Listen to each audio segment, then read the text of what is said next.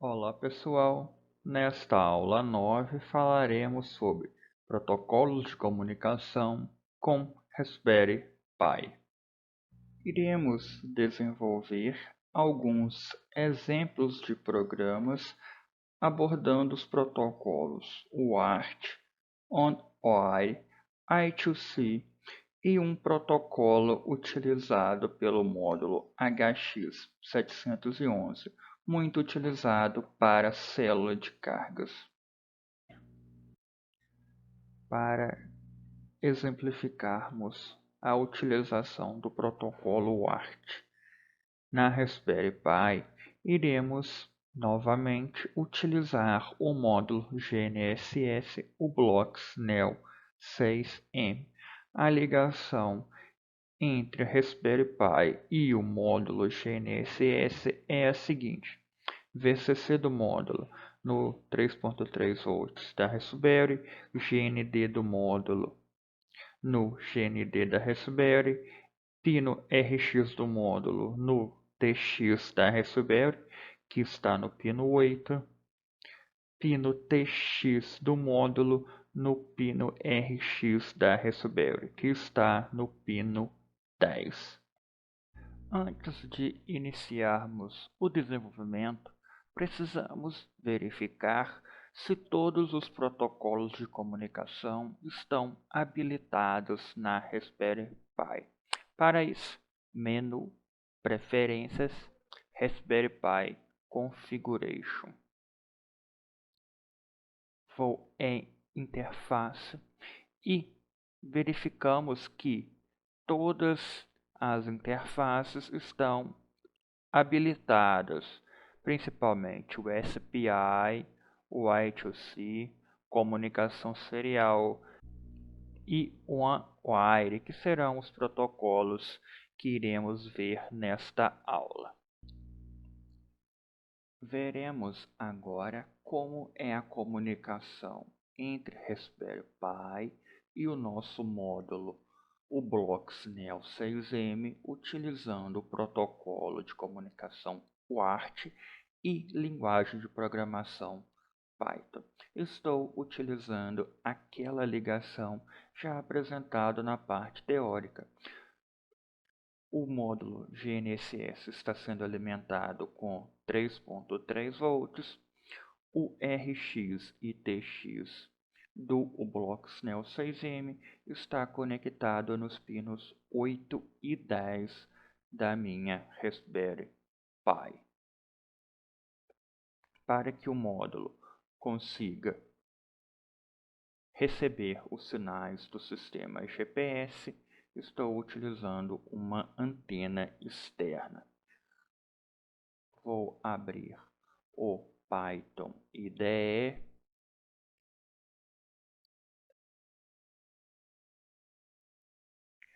Já criei um diretório aula 9 para os arquivos dessa aula. Vou abrir o arquivo uart.py que eu já desenvolvi previamente. Para fazermos a comunicação serial usando a linguagem Python, nós vamos utilizar o pacote PySerial. Este pacote já é nativo no Raspberry Pi OS, mas caso vocês precisem instalá-lo, o comando é python 3-m pip install PySerial. Dentro desse pacote serial existe uma função serial com S maiúsculo. Como eu vou utilizar só esta função serial, eu vou fazer from serial import serial para não importar todo o pacote serial.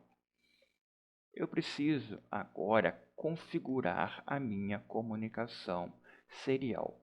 Como já vimos na aula anterior, todo dispositivo em sistema operacional Linux é, na verdade, um arquivo, e para os dispositivos seriais é a mesma coisa.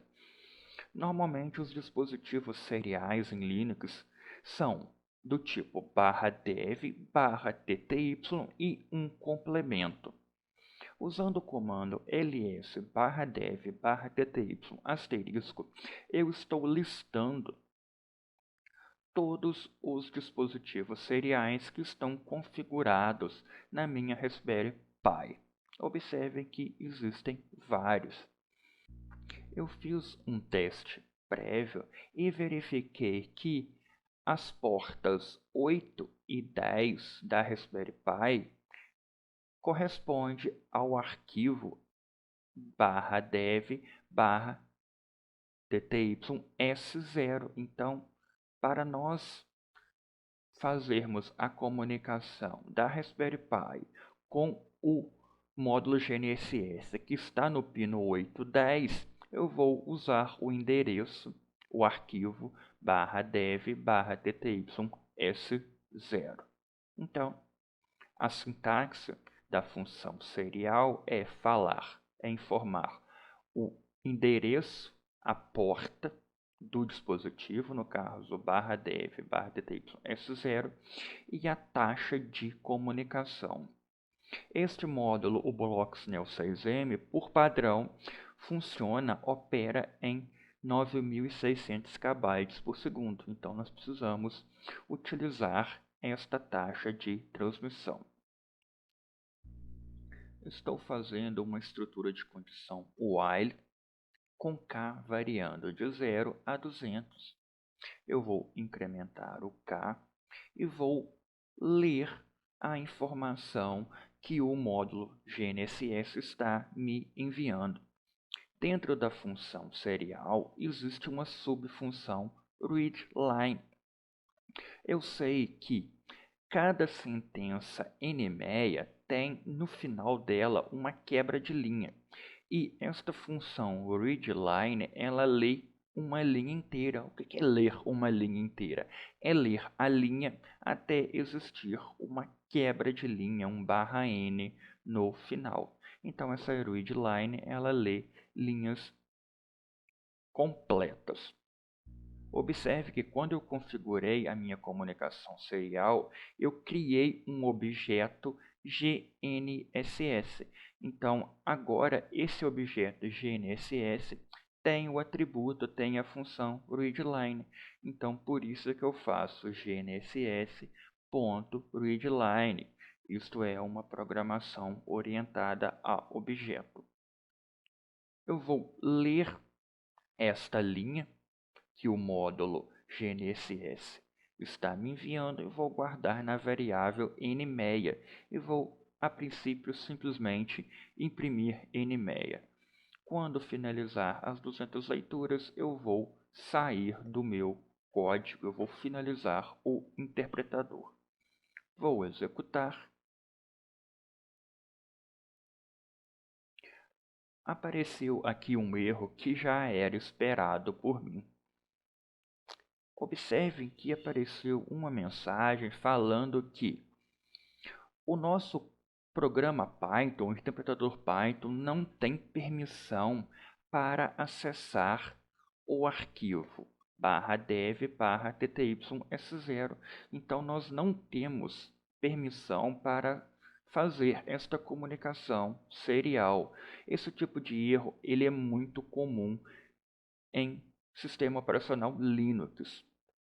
Uma solução que eu encontrei para isso é o seguinte: eu vou fechar o meu IDLE, vou voltar nele, vou clicar em propriedades, vou em desktop entry e vou aqui colocar sudo. Nós já vimos que sudo é um comando para transformar em superusuário. Fazendo isso, eu vou iniciar o meu IDLE3 como superusuário. Então, o meu interpretador Python vai ser um superusuário.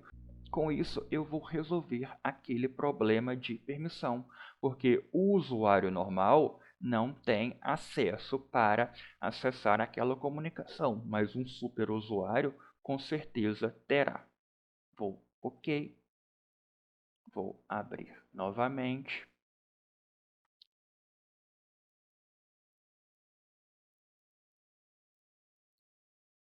Vou executar.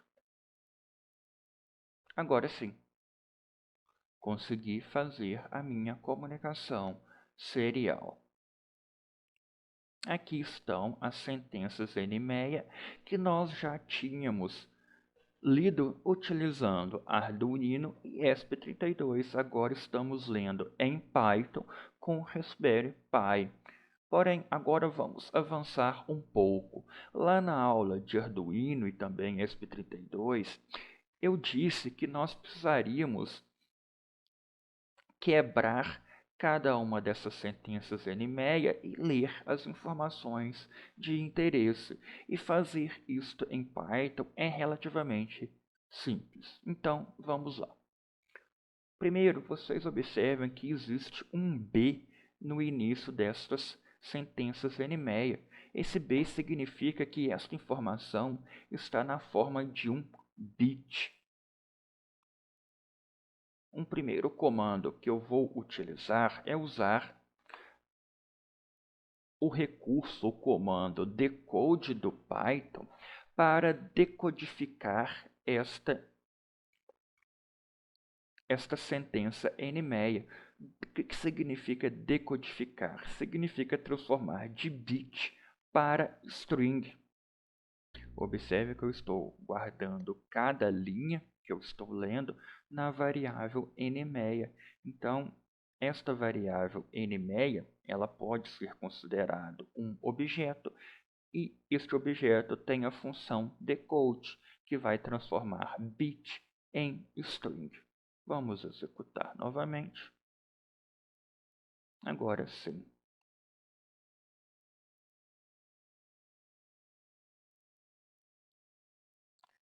Finalizou as 200 leituras. Observem que agora eu não tenho o b na frente.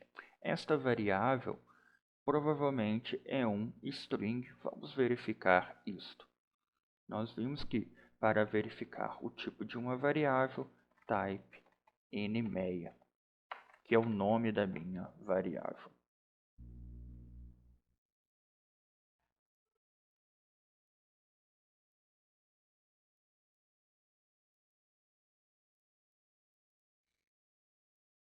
Faltou um parênteses.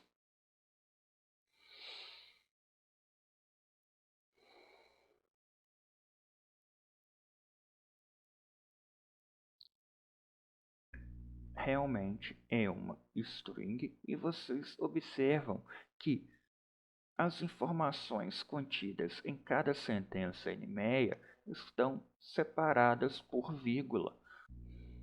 Vamos agora fazer um comando para quebrar cada uma destas sentenças NMEA e nós vamos quebrar exatamente nestas vírgulas. Com isso, nós vamos transformar esta string em uma lista. Isso vai facilitar a retirada das informações de interesse. Nesta aula, eu vou trabalhar no processamento da sentença RMC para eu quebrar a minha sentença NMEA.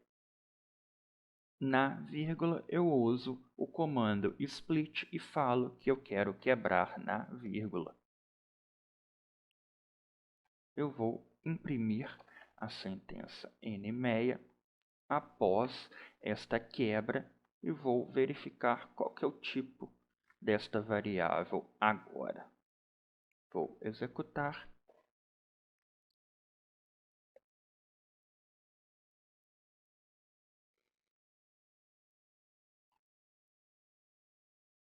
Observe que agora a variável NMEA é uma lista.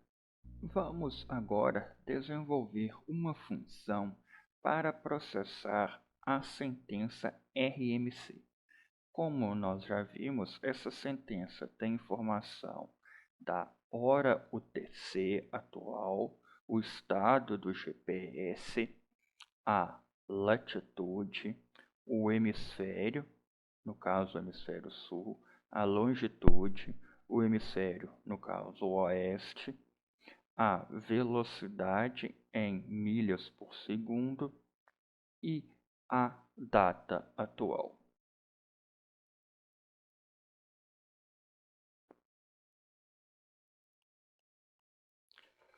Esta é a função que iremos utilizar. Ela tem o nome processa nmeia e ela vai receber a variável nmeia. Eu preciso chamar essa função processa nmeia e passar a variável nmeia. Eu quero processar apenas a sentença RMC e nós sabemos que o tipo da sentença está na posição 0 da lista. Então, se existe o texto RMC na posição 0, eu vou extrair as informações. Se a sentença que eu recebi não é a RMC, eu vou ignorá-la. Nós vimos que a hora atual está na posição 1 da minha lista. Então, eu estou fazendo aqui esta condição para verificar se tem alguma informação na posição 1, porque ocorre que se o módulo GNSS não está conseguindo capturar pelo menos 5 satélites do sistema GPS, essa informação chega vazia, ou seja, não chega informação de hora. Para eu garantir que não haja erro no meu código, eu vou verificar se o conteúdo, se a informação na posição 1 da minha lista é maior que 0. Se é maior que 0, significa que não tem informação vazia.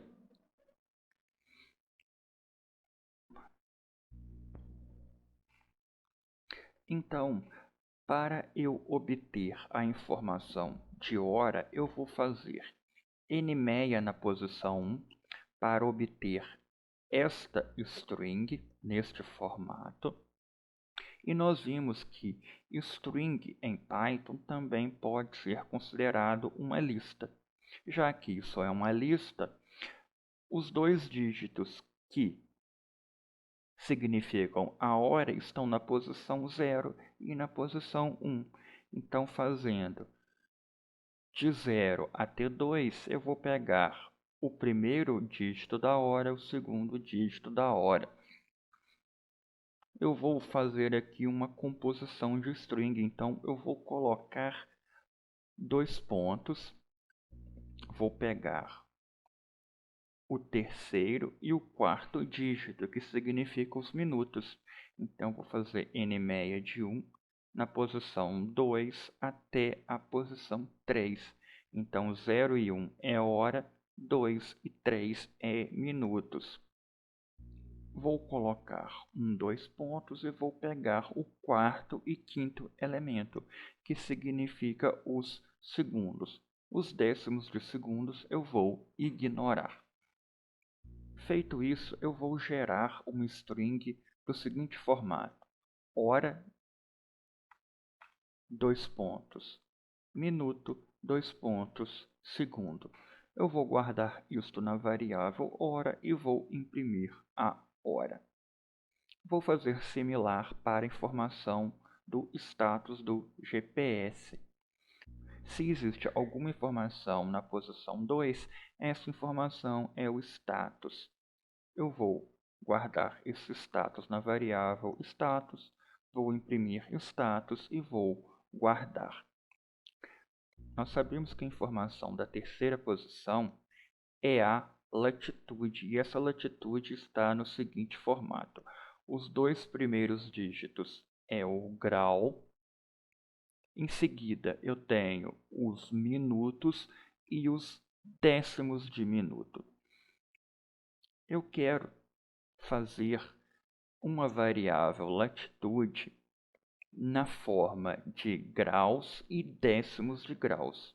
Então, eu vou fazer a seguinte conta. Primeiro, eu vou pegar a parte inteira dos graus, que seriam os 2 primeiros dígitos. Para eu pegar os 2 primeiros dígitos, eu faço nmeia de 3, visto que esta estrutura está na posição 3 da lista nmeia. Vou pegar os 2 primeiros dígitos. Vou transformar isto em um float. eu sei que a partir do terceiro elemento, que é o elemento da posição 2, todas as informações correspondem a minutos e décimos de minuto. Então, eu vou pegar todos esses elementos a partir da posição 2 e vou transformá-lo em decimal. Então, eu tenho aqui minutos e os seus décimos. Eu quero converter isto em décimos de graus, por isso que eu vou fazer dividido por 60. Eu vou somar as duas informações, resultando em graus e décimos de graus. Além disso, eu vou verificar se existe o texto S na N-meia na posição 4. Eu sei que N-meia na posição 4 é o hemisfério norte-sul. Se for hemisfério sul, eu vou fazer latitude é igual a menos latitude, porque eu quero latitude positiva no hemisfério norte e latitude negativa no hemisfério sul. Vou imprimir o texto latitude e o valor de latitude. Longitude é a mesma estrutura. Os 3 primeiros dígitos significam o grau da longitude, os demais significam os minutos e décimos de minuto da longitude. Então, e a longitude está na posição 5 da minha sentença RMC. Então, N-meia na posição 5, eu pego o elemento 0, 1 e 2, que é os graus da longitude, e o restante eu sei que é longitude. Eu converto isto em um float, divido por 60, vou ter os graus e décimos de graus da minha longitude. A informação na posição 6 da minha sentença RMC é o hemisfério leste ou hemisfério oeste. Eu quero longitude positiva no hemisfério leste e longitude negativa do hemisfério oeste. Então, se existe a letra W na sentença na posição 6, significa que eu estou no hemisfério oeste. Então, eu faço longitude é igual a menos longitude e vou imprimir essa longitude. Na posição 7, eu tenho velocidade em milhas por segundo. Então, se existe alguma informação na posição 7, essa informação é velocidade. Então, eu vou pegar essa informação, vou converter ela em um número decimal e vou multiplicar por esta constante para transformar milhas por segundo para metros por segundo. E vou imprimir esta velocidade. A sentença na posição 9 é a data, e a data está no formato. Os 2 primeiros dígitos é dia, em seguida eu tenho mês, e os 2 últimos é ano. Então, eu sei que a data está na posição 9, os 2 primeiros dígitos é dia, eu vou colocar uma barra, os outros 2 elementos é mês, vou colocar uma barra, os 2 últimos elementos é ano. Então, no final, eu vou ter os 2 primeiros dígitos do dia, barra, o mês, barra, o ano. E eu vou imprimir esta data. No final, eu vou colocar 2 quebras de linha. Então, esta é a função para processar apenas a sentença RMC. Para processar as demais, eu preciso consultar o padrão N-meia e verificar onde estão as informações nas outras sentenças e fazer uma estrutura de código similar a esta. Vou salvar, vou executar. Aqui está o código funcionando. leu as 200 sentenças em e-mail. Nestas 200 sentenças em e-mail continha 1, 2, 3, 4, 5, 6, 7, 8, 9. Em 200 sentenças em e-mail continham 10 sentenças em RMC. Eu tenho a hora, o TC, o GPS está ativo, latitude de Viçosa, longitude de Viçosa, velocidade, a data de hoje. Data, estado, latitude, longitude, velocidade e data. Observe que eu obtive uma informação a cada segundo. Observem que esta velocidade é diferente de zero, mesmo estando com o meu GPS parado. Isso se deve ao erro na determinação da posição. O sensor de temperatura DS18B20 utiliza o protocolo de comunicação One-Wire.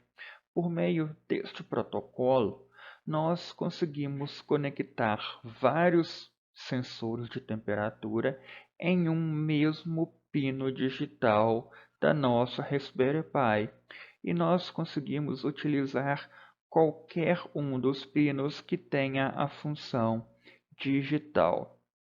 A leitura de vários sensores em um mesmo pino é possível porque cada sensor DS18B20 contém um endereço e nós identificamos qual sensor iremos ler por meio deste endereço. A ligação que iremos utilizar é o VCC do sensor no 3.3 volts, o GND do sensor no pino de ground, o fio de dados do sensor em qualquer um dos pinos digitais da Raspberry Pi. No caso, iremos utilizar o GPIO 4 ou o pino número 7. Para que a Raspberry Pi consiga identificar o sensor, é necessário colocarmos um resistor, normalmente de 4.7 ohms, entre o pino 3.3 volts e o pino onde o sensor está conectado. Este é o código para lermos temperatura usando o sensor DS18B20. Estou importando o pacote Time para efetivamente fazer a leitura do sensor. Eu vou utilizar um pacote e, como já vimos, pacote facilita o nosso desenvolvimento. O pacote que eu vou utilizar é o W1 Term Sensor. Ele não está instalado no Raspberry Pi OS. Então vocês precisam digitar o comando Python 3 -m pip install W1 Term Sensor. Dentro desse pacote W1 Term Sensor existe uma função W1 Term Sensor e eu vou chamar esta função com o apelido W1. Em seguida, eu vou criar um objeto para o meu sensor. Então, sensor será W1, me referindo a esta função W1 Term Sensor. Vou fazer K igual a 0 e enquanto K menor que 100, K é igual a K mais 1, então vou fazer aqui 100 leituras. Para eu obter a temperatura, eu uso a função ou atributo getTemperature. Como o meu sensor, como o meu objeto sensor se chama sensor, essa getTemperature é um atributo desse sensor, então eu faço sensor.getTemperature. Vou guardar esta temperatura na variável temp, vou imprimir temp, vou fazer um delay de 1 segundo entre medições. Vou executar o código. O sensor está medindo a temperatura do meu dedo. Automaticamente a temperatura está subindo. Então, o nosso código está funcionando. Como exemplo de utilização do protocolo de comunicação I2C, veremos a utilização do conversor analógico digital ADS1115. Este conversor é muito útil na Raspberry Pi porque com ele possibilitamos ler sinais analógicos, lembrando que a Raspberry Pi não contém conversor analógico digital interno, então nós precisamos utilizar um conversor externo. Este conversor ADS1115 tem resolução 16 bits, então o valor que iremos ler é um número entre o 0 e os 65.356. Este módulo contém 4 canais A0, A1, A2 e A3. Com isso, nós conseguimos ler 4 sensores analógicos de forma independente, ou conseguimos ainda ler 2 sinais diferenciais. Aqui está o programa em linguagem Python para lermos os valores fornecidos nos 4 canais do nosso módulo conversor analógico digital. A ligação está exatamente aquela que apresentamos na parte teórica. Aqui está Raspberry Pi, o meu módulo ADS1115. Ele está conectado em 3.3 volts e GND da Raspberry. Os pinos SDA e SCL estão nos pinos número 3 e 5 da Raspberry Pi, que são os pinos I2C. Eu estou com um potenciômetro. Os 2 pinos externos do potenciômetro estão no 3.3 volts e GND do nosso módulo conversor. O pino central do potenciômetro está inicialmente no canal 1 do meu módulo. Vamos ao código. Eu vou utilizar o pacote Adafruit ADS1x15 para facilitar a minha comunicação com este módulo utilizando o protocolo I2C. Inicialmente, vocês precisam instalar esta biblioteca, este pacote, utilizando Python 3-m pip install adafruit-ads1x15. Eu vou importar esse pacote usando import adafruit com A maiúsculo, underline ads maiúsculo 1x15.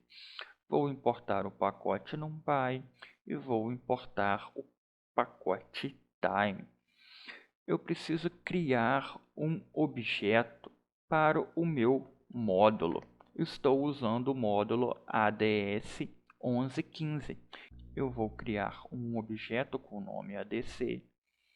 E esse objeto será a função ADS1115 que existe no pacote Adafruit ADS1x15.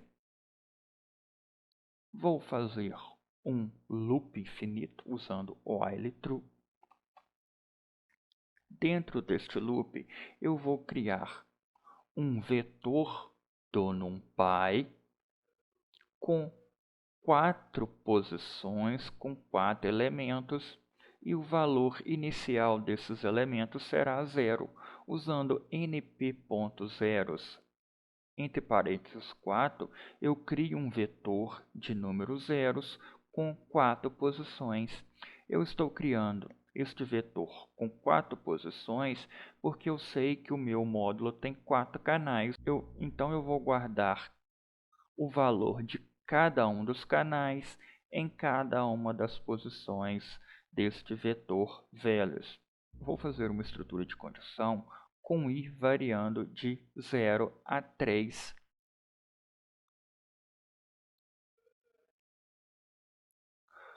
Na posição i deste vetor values, eu vou guardar o valor que foi lido no canal i. Para eu ler o canal i do ADS 1115, eu uso ADC, me referindo ao objeto sensor, e este objeto e esse sensor tem a função readADC, e o parâmetro que eu especifico é qual canal estou lendo.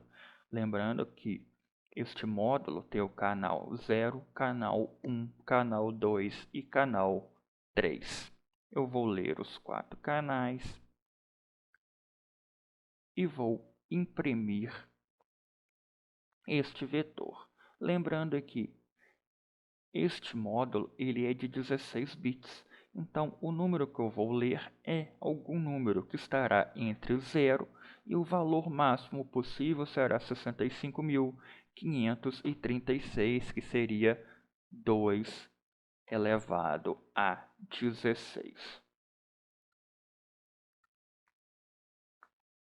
Eu vou pausar 2 segundos entre leituras. Vou executar o meu código.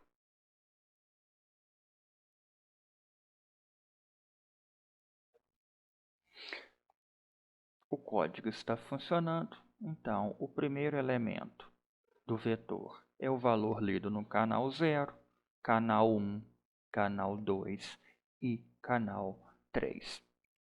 O meu potenciômetro, que está simulando aqui um sensor analógico qualquer, está no canal 1.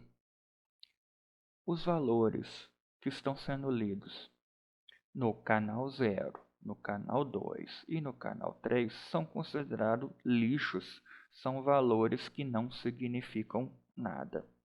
Eu vou girar o meu potenciômetro.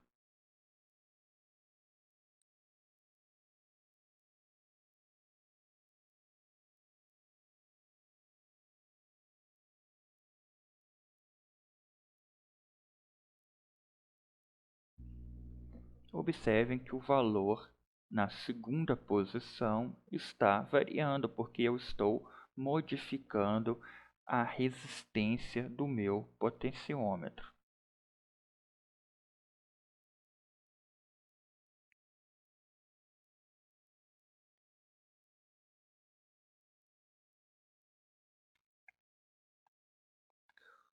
Vou girar o potenciômetro em sentido contrário.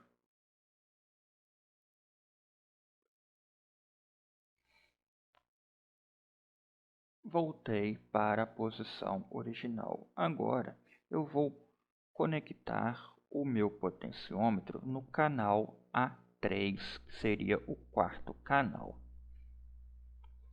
Observem que, quando eu conectei o potenciômetro no canal 3, automaticamente zerou o valor no último elemento deste vetor. Isso prova que estes valores que estavam sendo lidos anteriormente são valores ruidosos, são lixos e podem ser descartados, podem ser desconsiderados. Agora sim eu vou girar o potenciômetro e observem que o valor lido no canal 3 corresponde à resistência do meu potenciômetro.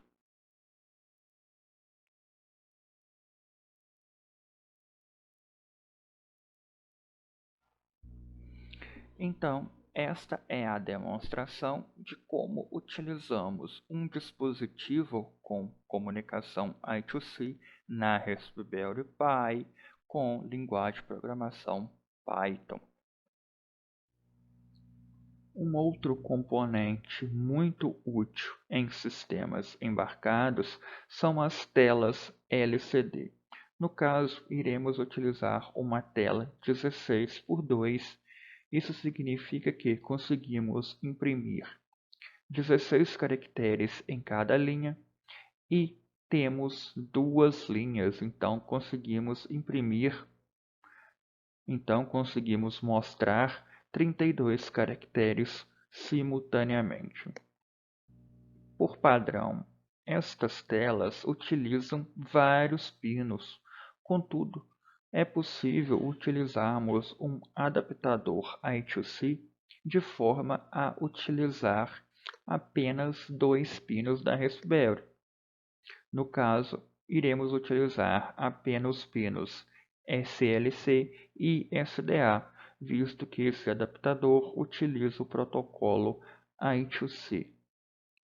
Para garantirmos um bom contraste na tela LCD, nós precisamos alimentá-la em 5 volts. Porém, devemos lembrar que os pinos da Raspberry Pi operam em 3.3 volts. Então, precisamos de um conversor bidirecional de 5 volts para 3 volts e vice-versa. Caso nós não tenhamos esse conversor, outra opção é utilizar divisores de tensão por meio de resistores. Neste exemplo, estou com uma Raspberry Pi conectada a um LCD 16x2 com um adaptador I2C. Então eu uso 4 fios para conectar o LCD à Raspberry Pi. Estes fios são o VCC, o GND, o SDA e o SLC, que são os dois barramentos do protocolo I2C. Inicialmente, eu preciso verificar qual o endereço do meu dispositivo I2C.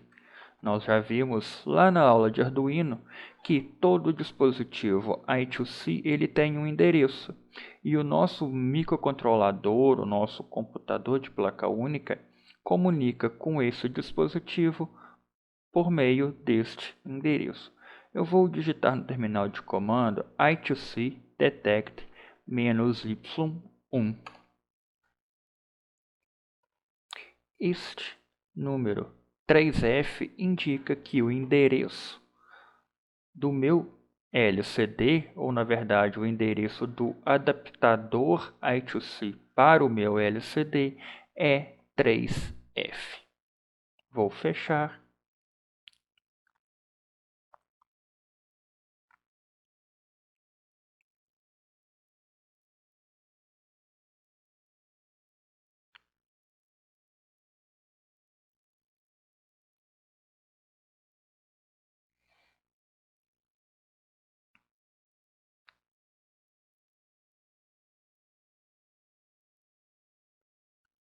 Para este exemplo, eu vou utilizar este pacote desenvolvido por Dennis Blake, que está disponível no GitHub. Nesta linha de comando, eu preciso especificar qual é o endereço do meu LCD. No meu caso é 3F. Como esse endereço é um número hexadecimal, 0x3f.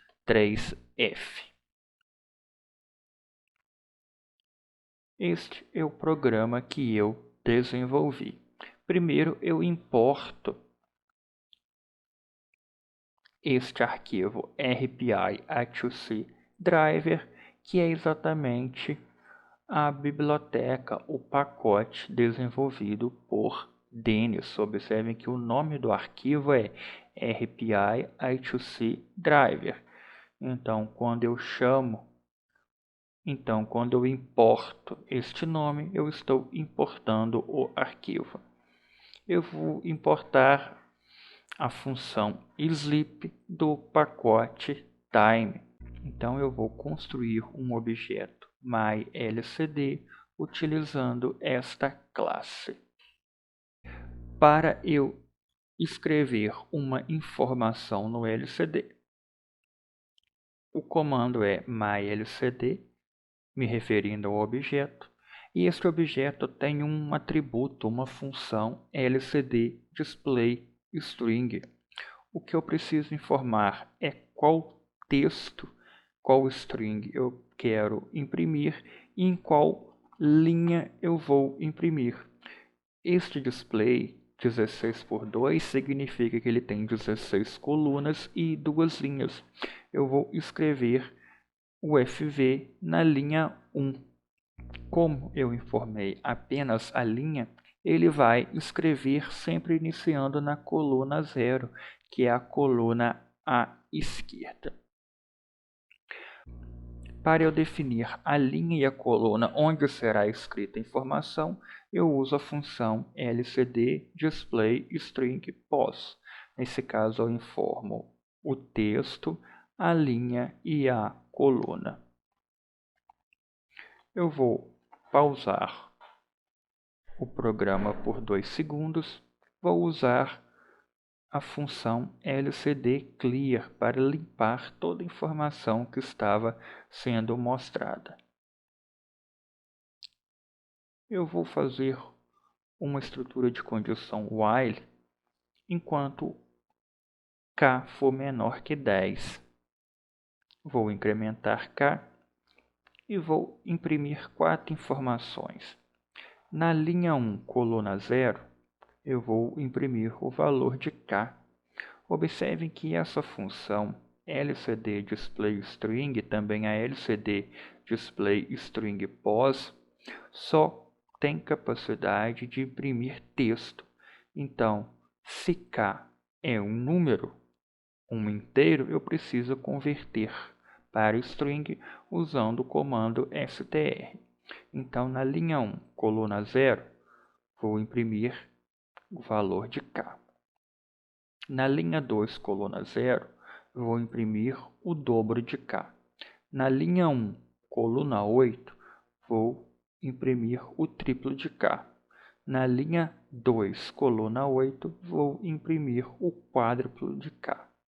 Vou aguardar 5 segundos, vou limpar o meu display e vou imprimir novamente. Vou executar o código.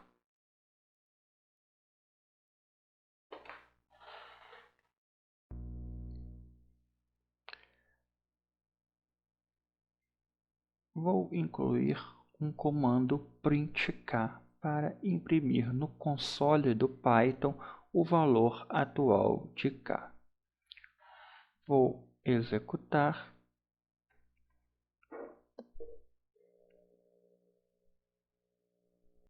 Observe que está aparecendo o valor de k na linha 1, coluna 0, valor de 2k na linha 2, coluna 0, valor de 3k na linha 1, coluna 8 e valor de 4k na linha 2, coluna 8.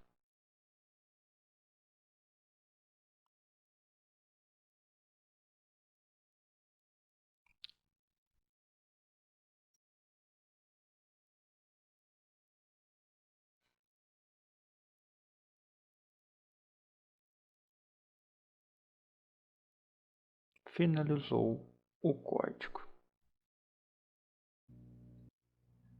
O módulo HX711 é muito útil para desenvolver sistemas embarcados que envolvem célula de carga. Então, a função desse módulo é facilitar a leitura de células de carga. Este módulo tem basicamente duas funções: uma função de amplificação e uma função de converter sinal analógico em sinal digital, lembrando que célula de carga gera um sinal analógico. O sinal gerado pela célula de carga é analógico e com tensão muito pequena, na ordem de alguns milivolts. Então, um Arduino ESP32, por exemplo, não teria capacidade de ler este sinal gerado pela célula de carga, porque ele é muito pequeno. Por isso que este módulo tem a função de amplificação. Eu vou aumentar a intensidade do sinal gerado pela célula de carga. Como este módulo tem um conversor analógico digital de 24 bits, eu consigo conectar a minha célula de carga na minha Raspberry Pi. Este módulo tem 2 canais, então eu consigo conectar e medir a massa sobre 2 células de carga de forma independente. Este módulo utiliza um protocolo de comunicação próprio. Por isso, vamos utilizar uma biblioteca, um pacote, que foi desenvolvido especificamente para este módulo. Este módulo tem barra de pino em 2 lados. Em um lado, eu conecto o módulo à minha Raspberry Pi. Do outro, eu conecto o módulo à minha célula de carga. Normalmente, a célula de carga tem 4 fios. 2 fios de excitação, que são os fios para alimentação da célula de carga, normalmente em 5 volts. Para isso, eu utilizo o E+, e o E-. Normalmente, os fios da célula de carga para excitação é vermelho e preto. E eu preciso ler o sinal gerado pela célula de carga através dos fios A+ e A-. Normalmente, esses fios são branco e verde. Para eu conectar o módulo à Raspberry, eu vou conectar VCC do módulo em 5 volts da Raspberry, GND do módulo no GND da Raspberry, o pino DT do módulo no pino 29, que é o GPIO 5 da Raspberry, o pino SCK do módulo no pino 31, que é o GPIO 6 da Raspberry. Neste exemplo, vou utilizar uma célula de carga do tipo flexão com capacidade máxima de 20 kg, muito utilizada em balanços, o módulo HX711 e a minha Raspberry Pi conectada a este módulo, conforme ligação que já vimos. Para facilitar o uso deste módulo, vou utilizar o pacote HX711 para instalar sudo python 3-m pip install hx711. Deste pacote eu vou importar a classe hx711, vou importar o pacote time, vou importar o pacote numpy. Vou criar um objeto para o módulo. Meu objeto se chamará célula. Para criar esse objeto, eu utilizo a classe hx711. Como parâmetros para a criação desse objeto, eu preciso informar o pino onde está conectado o pino DT do módulo. No caso, estou usando o BCM5 da Raspberry. O pino da Raspberry onde está conectado o pino SCK do módulo, no caso estou usando o pino 6. Qual canal do módulo estou usando? No caso estou usando o canal A, visto que eu conectei a minha célula de carga no canal A. E qual será o meu ganho? Como eu já comentei, o módulo HX711 ele é um amplificador e também um conversor analógico digital. Então, este parâmetro de ganho é um fator de multiplicação do sinal elétrico gerado pela célula de carga. Como padrão, o ganho é 128. Lembrando que o pacote HX711 utiliza o sistema de numeração de pinos BCM, por isso que eu informei aqui pino 5 e pino 6 vou definir uma variável k com valor inicial 0, enquanto k for menor que 10, eu vou obter uma leitura individual do módulo HX711. Para eu obter uma leitura individual, eu uso a função _read do pacote HX711.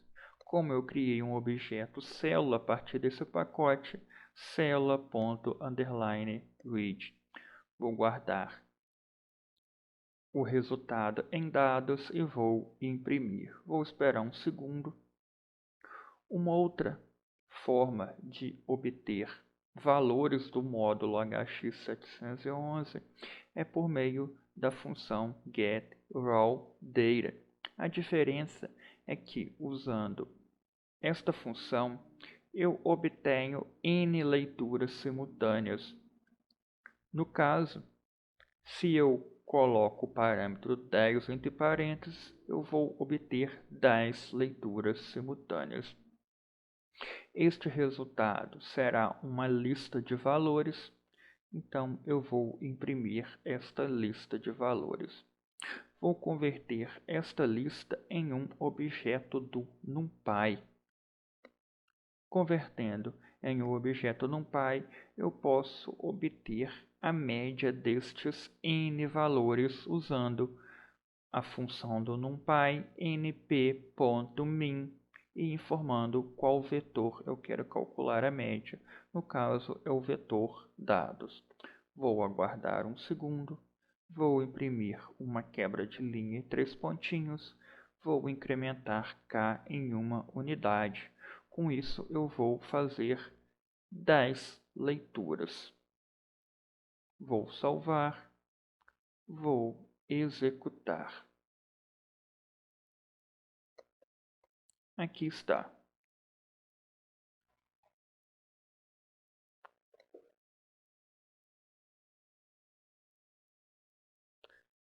Fazendo uma força na célula de carga, observem que os valores mudam.